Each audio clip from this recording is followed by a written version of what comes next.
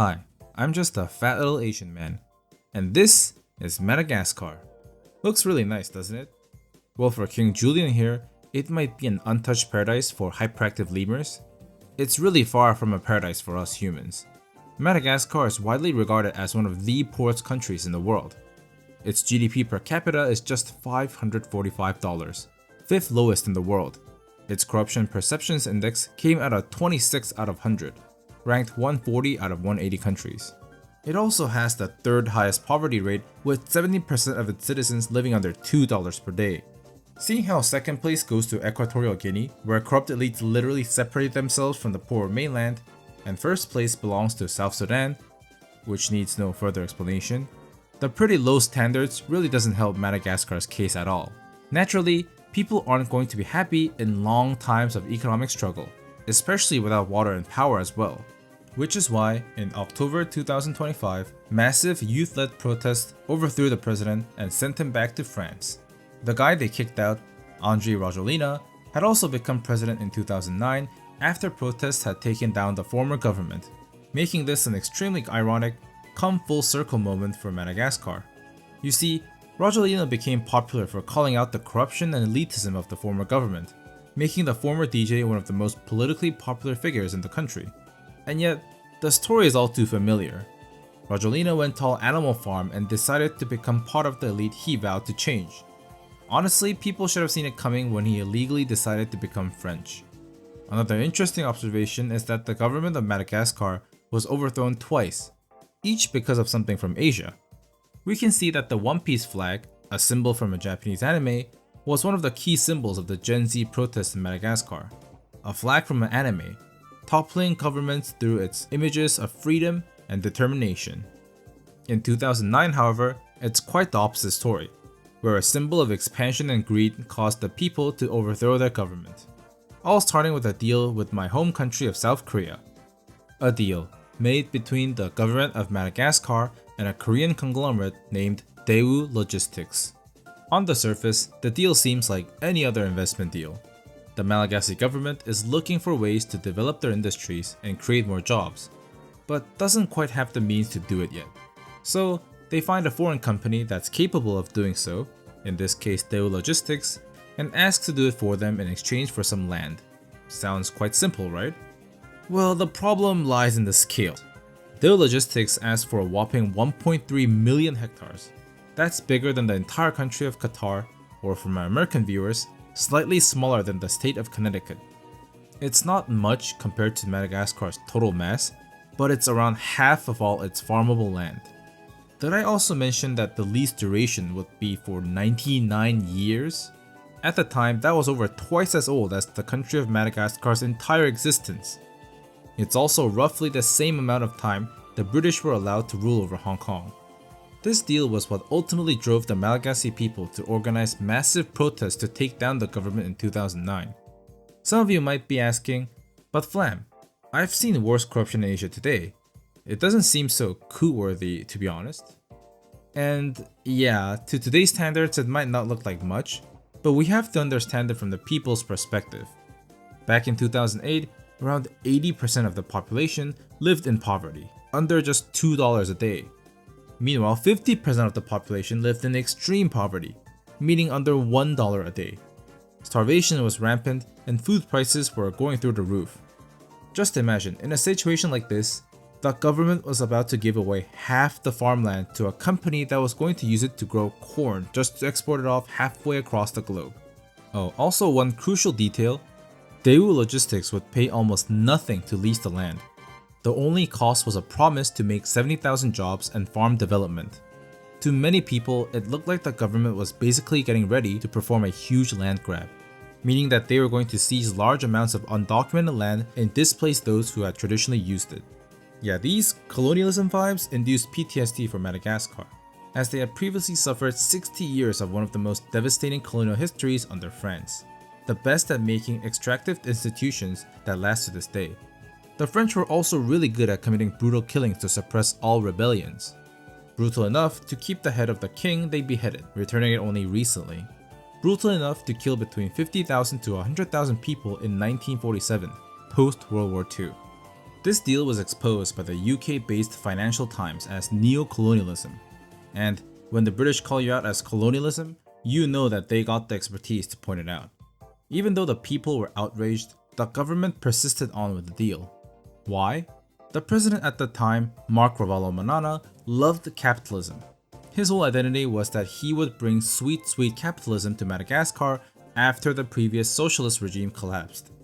It was his job to show the wonders of capitalism, especially by attracting foreign investment. So, while his love for money did increase the economy by 7% each year and gain foreign investments, he loved money a little bit too much. Ravalomanana was also the CEO and founder of the Tico Group, a dairy-based conglomerate. And of course, the Tico Group gained a considerable amount of contracts and leases, leaving many to call it the Tico State, which was what the land grabbing was presumed to be for. The president was also caught buying a nice $60 million jet for himself, while 10 million people were living under $1 a day. It wasn't just the Malagasy government's corruption that kept the deal going. We have to talk about the Korean end as well. At the time, Daewoo Logistics was in clear need of a win, looking behind at its glory days, when its parent company, the Daewoo Group, was still a Chaebol. Most likely you've never heard of Daewoo, but you might have heard about Chaebols, especially in those South Korea is a dystopia type videos. Chaebol literally means rich family in Korean, and they're these huge family controlled masses of affiliated companies that have strong economic and political power in South Korea. They helped South Korea go from this to this, but many of the problems that plague it today were created by them as well. And yeah, Daewoo actually used to be the fourth biggest chaebol in South Korea. They're the only chaebol to, well, not be a chaebol anymore, all because Daewoo started and ended with expansion. The founder, Kim Woo-jung, used a risky strategy where he would get into debt from the bank and then pay it back when he finished deals with other companies. Normally this wouldn't work because Korean companies simply lacked the capital for larger deals, but Kim had a rare skill called English, which meant that he could move a lot of capital by working with international companies, ultimately making Daewoo from a small textile business to a massive export business. Oh, also, Kim's family was extremely close with the man in charge of Korea's economy, the president of South Korea, Park Chung-hee, which explains why Daewoo got special treatment from government support funds and bank loans to expand into a massive shipbuilding and automobile chaebol. Of course, in the end, Kim's risky strategy was just straight up gambling. It's just that he barely lost due to the government being on his side most of the time. This way, in 1999, Daewoo became the second largest company in South Korea. A very short-lived title though. Kim's strategy would end up exploding in his face when Daewoo shifted his expansion into international markets in post-Soviet states. For 4 years, he expanded from South Korea all the way into Poland, giving him the nickname Kimgis Khan in Korea. All those dollars he borrowed to do so though, well, they kinda doubled in size when the Asian financial crisis made the Korean won worth half compared to the dollar. With the IMF forcing reforms on the Korean economy, it was revealed that Daewoo had hidden a debt of $57 billion.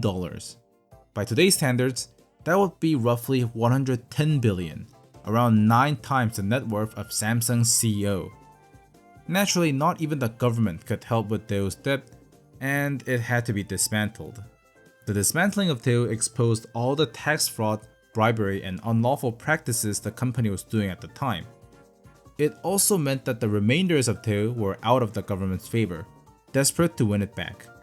That's why Daewoo Logistics, one of the remnants, needed this deal. The world, at the time, was going through the 2007 food price crisis, when a combination of bad weather, high oil prices, and population growth triggered a high spike in food prices across the world. South Korea, which imports half of its food, was hit hard, especially as rice prices rose by 300%. Daewoo Logistics knew that if they could solve this problem, it would be the huge win they needed to go back to the big leagues.